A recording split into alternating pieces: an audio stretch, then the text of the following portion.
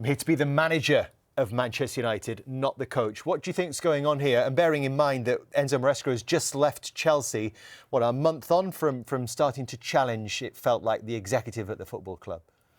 It can only be two things. It can either be about the January transfer market, that he doesn't feel like he's being backed, or the people above him are questioning the fact that he almost at this moment is flip-flopping between systems. And it started to look like he was getting somewhere, or maybe moving to a back four. He went back to the five at the back against Wolves, and possibly one of the worst performances that you'll see from a team this season against Wolves, I would say. But no matter what it is, I don't think he is in any position whatsoever to be questioning the people who appointed him. Why not? Because he's not good enough. He's not good enough to be Manchester United's manager. He's barely competent enough to be a Premier League manager right now. And that's not me being disrespectful to Ruben Amorim. I think he's been there now well over 12 months. And I think the majority of managers in the Premier League who were all managing different other clubs at different ends of the table would look at Manchester United and think, I'd get more points than that. I really do believe those managers would believe that. And I believe they would as well. Because this is a guy who, don't forget, as well said at one stage, this is possibly the worst Manchester United team in history. He's managing it. Well, I mean, that graphic doesn't tell a great story in terms of support of Ruben Amorim, and the fact that only Spurs, West Ham and Wolves of the Premier League ever-presence have picked up fewer points since Amorim was appointed. Forest, Fulham, Bournemouth, Everton, Brighton, Brentford, all with more. Might he argue, or his supporters argue, that he hasn't been backed enough, Jamie, when you look at what they've been able to bring in? Just 2 transfer windows. He's been more than backed. I mean, he couldn't have had too many complaints if the club parted company with him in the summer on the back of how poor it was last season. But they then went into the market and spent a lot of money on the attack. 207 million on 3 players this summer. OK, now whether that was, I'm sure he was heavily involved in that. Now, he's playing a system that is not in the traditions of Manchester United. So there was no way they could recruit all the attacking players and the wing-backs and maybe the centre-backs that he wanted. It was going to be over a long-term plan in terms of windows.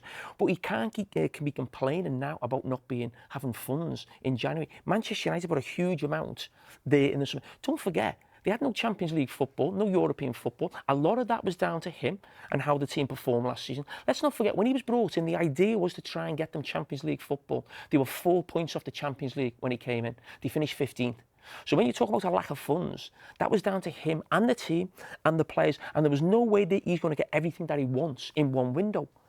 I just wonder if some Man United fans would support him when you think how sort of fragile the bench seemed today, the lack of options that are at his call right now. And yes, the AFCON plays a little bit of part in that. There are injury problems as well.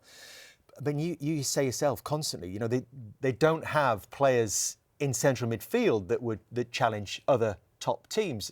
Maybe that's what he feels that he really needs right now to give himself a fighting chance. Well, of course they need better players, but it can't come in one window. And he decided to go with the attacking players, or the club decided to go with the attacking players. They could have gone with one midfielder, one attacker, one wing back. They didn't, and that's maybe going to come in future windows. But the people he seems to be having a go at, you think of Carragher and Jason Wilcox.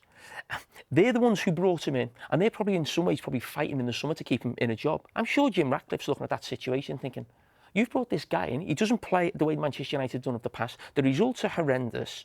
What is this? What's this about? But he also said, so Jim Ratcliffe said, we're going to give him 3 years and we'll find out about him. That was his idea. That was just to calm the talk of the press about him being sacked. Well, how did you think this ends now?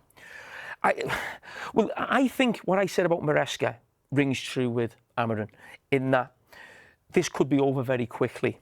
But Maresca was in a much stronger position to challenge his board or his owner than he was. He won the Club World Cup. He got the team into the Champions League. He did everything he was asked to do last season. Champions League football, won the European trophy, Club World Cup, won, done. I still didn't think it was acceptable to challenge the people above him. Amorim is in no position whatsoever to speak like that, because as I said, he's a barely competent Premier League manager so far on what he's shown.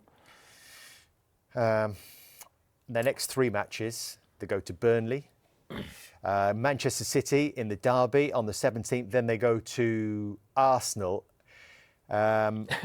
Maybe he wants to get out before them, for them to certainly City and Arsenal. But there's probably going to be some hope that the key players will be back from AFCON, that Bruno is going to be fit, that Mason Mount might be fit, that De Ligt and Maguire might be fit, and suddenly that picture looks very different, doesn't it?